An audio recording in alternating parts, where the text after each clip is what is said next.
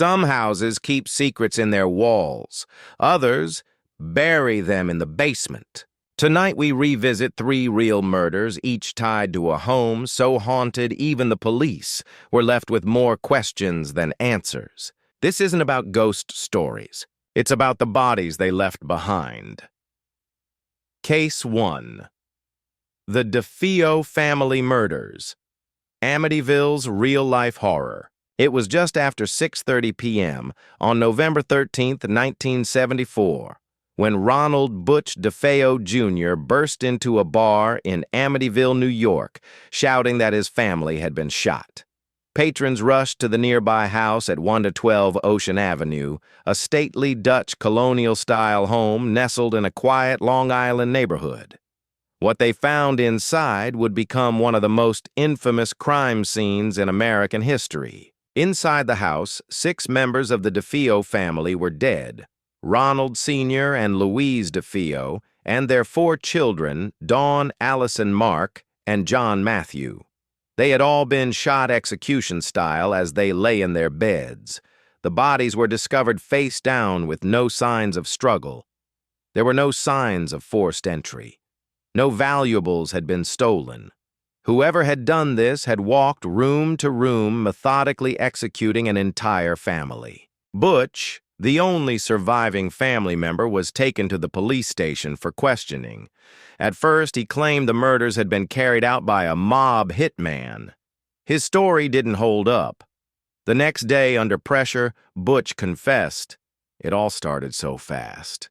Once I started, I just couldn't stop. It went so fast. He had used a .35 caliber Marlin rifle, firing 8 shots in total. His parents were each shot twice, his siblings once. The forensic details baffled investigators. Despite the loud rifle shots, none of the neighbors heard anything unusual. Even more perplexing, no one in the house appeared to have moved. No one tried to escape.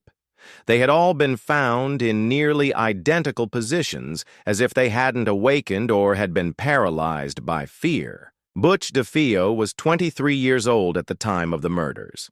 He had a history of drug abuse, erratic behavior, and conflicts with his father. Ronald Sr. was a strict, domineering figure. Their relationship was volatile. Butch often felt emasculated and marginalized, and tensions had escalated in the months leading up to the murders. He was also known for fabricating stories, including once claiming that the mafia was targeting him. The DeFeos had once seemed like a picture-perfect family. Ronald Sr. had a successful job with a car dealership owned by Louise's father. They had moved into the Ocean Avenue house in 1965. The home had everything: multiple floors, a boathouse, and a view of the canal. But behind closed doors, life inside the house was far from idyllic. There were reports of verbal abuse, sudden mood swings, and rigid control from the patriarch. During his trial in 1975, Butch's defense attorneys pleaded insanity. They claimed he had heard voices that told him to kill his family. The defense presented psychiatric experts who diagnosed him with dissociative disorder and claimed he had been under the influence of heroin and LSD at the time. The prosecution, however, argued that Butch was fully aware of his actions. He had taken steps to eliminate evidence, including showering, discarding bloodied clothes, and disposing of the rifle. The jury agreed. He was found guilty on 6 counts of second-degree murder and sentenced to 6 consecutive life terms. But that wasn't the end of the story. Shortly after the conviction, a new family purchased the DeFeo home at a significantly reduced price. George and Kathy Lutz, along with their 3 children, moved in December 1975. They knew about the murders, but believed the house could still be a home. They lasted only 28 days. What the Lutzes claimed happened in those 4 weeks became the stuff of legend. They described disembodied voices, cold spots, foul odors, and swarms of flies in the dead of winter. George claimed he would wake every night at 3:15 a.m., the approximate time the murders had occurred. Doors would slam shut on their own. Green slime oozed from keyholes and walls. Their daughter Missy began speaking with an invisible pig-like entity named Jody. George's demeanor reportedly changed, becoming aggressive and paranoid. Terrified, the Lutz family fled the house in the middle of the night and never returned. Their story became the basis for Jay Anson's 1977 book, The Amityville Horror, which sold millions of copies. In 1979, a film adaptation was released, spawning a franchise and turning 112 Ocean Avenue into one of the most famous haunted houses in the world. But how much of it was true? Skeptics pointed out inconsistencies in the Lutz's story. Investigators who examined the house after they fled found no physical evidence of paranormal activity. The priest who was allegedly attacked while blessing the house denied parts of the account. A lawyer who had worked with the Lutzes and Butch DeFeo later claimed the entire haunting was a hoax concocted over several bottles of wine. Still, the question lingers: why did 6 people die in their beds without resistance from a rifle loud enough to be heard blocks away? Some believe Butch had help. Others say he drugged his family, though no such substances were found in the autopsy. The strange, undisturbed positions of the bodies remain one of the most unsettling elements of the case. Butch DeFeo changed his story multiple times over the years. In later interviews, he claimed his sister Dawn was responsible for some of the killings and that he had only shot his parents.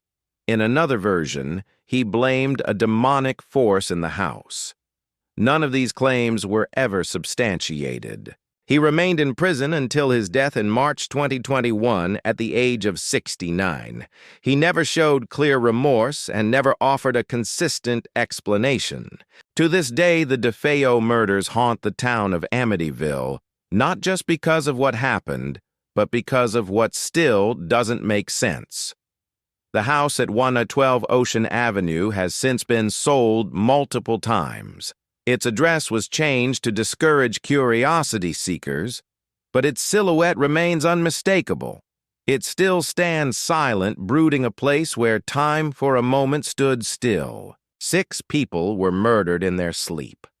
A house became infamous, and the truth buried beneath decades of speculation, fear, and fiction may never fully come to light. Was it madness, possession, or something darker hidden behind the walls of a home that should have been safe?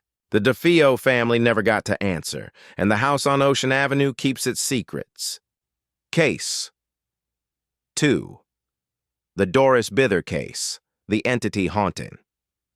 In the early 1970s, a woman named Doris Bither moved into a modest, rundown house on Braddock Drive in Culver City, California.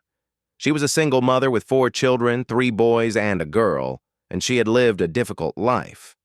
Struggling with poverty, instability, and mental health challenges, Doris carried the weight of unresolved trauma into every home she entered. But this house would become the center of something far darker, something that still defies rational explanation. Not long after moving in, Doris began claiming that she was being physically assaulted by unseen forces. She told her children and later investigators that she was being beaten, shoved, and even sexually attacked by what she described as 3 entities. One was large, muscular, and aggressive. The other 2, she said, stood nearby watching. Her children backed her up. Her eldest son, Brian Harris, just a teenager at the time, later recalled hearing strange sounds in the house, knocks on the walls, disembodied whispers, even heavy breathing in the dead of night. But what disturbed him most was what he saw. One night, he said, he walked into his mother's room and saw her body levitating off the bed. She was screaming, thrashing in the air, and when she hit the floor, bruises began forming on her arms and legs. This wasn't a one-time incident. According to Doris and her children, the attacks continued. Items moved on their own. Doors slammed shut. Cold spots emerged throughout the house and lights flickered without explanation. The air felt thick oppressive. Brian said he often felt like he was being watched no matter where he went in the house. In desperation, Doris reached out to investigators at the University of California, Los Angeles. A parapsychology team led by Dr. Barry Taff and Carrie Gaynor responded. They weren't ghost hunters. They were researchers, people interested in studying alleged paranormal phenomena using scientific methodology. At first, they were skeptical, but what they encountered inside the Bither house unsettled them. Dr. Taff and his team conducted multiple visits to the home in 1974. They witnessed unexplained lights that seemed to hover in midair.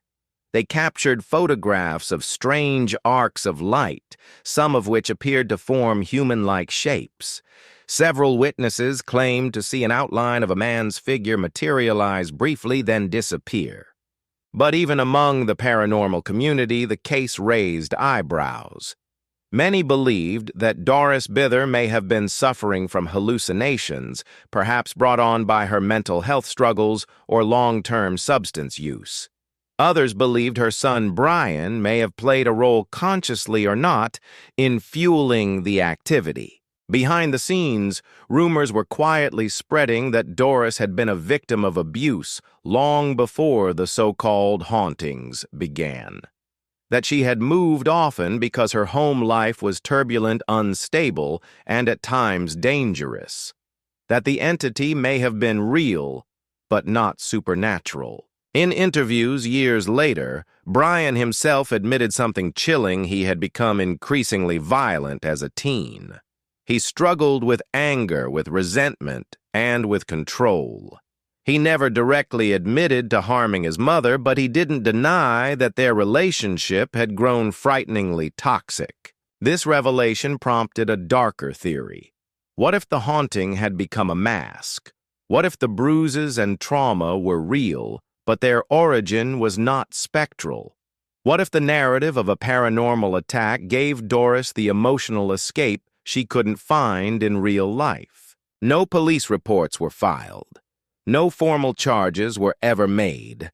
But the psychological weight of that home, its reputation, its energy, never faded. Eventually, Doris fled. She and her children moved to a different neighborhood, hoping to escape what had plagued them. For a while, things seemed calm. The activity, according to her family, died down, though it never disappeared entirely.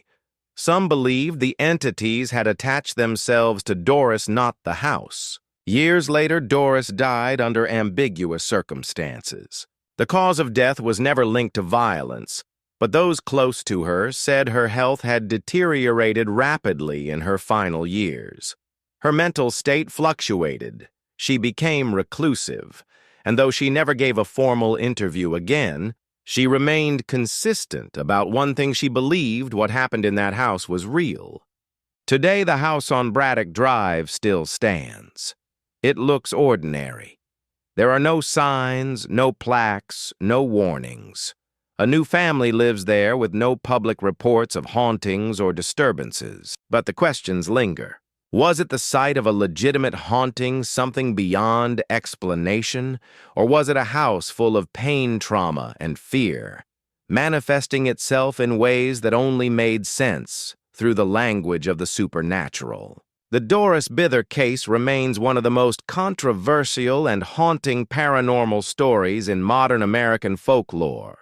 It straddles the line between horror and heartbreak, between what's seen and what's endured. And perhaps that's what makes it so deeply disturbing, not just the possibility that Doris was attacked by something invisible, but that the real horror might have been visible all along and ignored.